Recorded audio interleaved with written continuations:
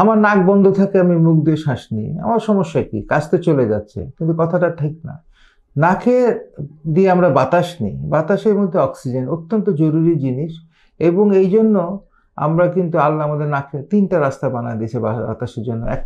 একটা নাক বন্ধ থাকলে আরেকটা নাক, ওটাও যদি বন্ধ থাকে তাহলে আমরা মুখ দিয়ে শ্বাস নিচ্ছি, কিন্তু তিনটা ফুটা বাতাস নেওয়ার জন্য।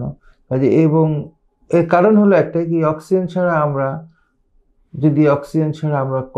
এক মিনিটও হয়তো দম বন্ধ করে থাকতে পারবো না। এবং অক্সিজেন ছাড়া আমরা কিন্তু 10 মিনিট যদি থাকি তাহলে কিন্তু আমাদের ব্রেনে ইরিভার্সিবল ড্যামেজ হয়ে যাবে। কাজেই আমাদেরকে কিন্তু নাক দিয়ে শ্বাস নিতে হবে। নাক দিয়ে শ্বাস না নিলে, মুখ দিয়ে শ্বাস নিলে আমাদের অক্সিজেন স্যাচুরেশন বডিতে কোনো সময় যেটা নর্মাল 99.5% থাকে সেটা মেনটেন হবে না, তাহলে যাবে 90% বা আরও নিচে নেমে যাবে। কাজেই যদি আমরা মুখ দিয়ে শ্বাস নিই তাহলে আমাদের অক্সিজেন স্বল্পতা, ক্রনিক অক্সিজেন স্বল্পতা হবে।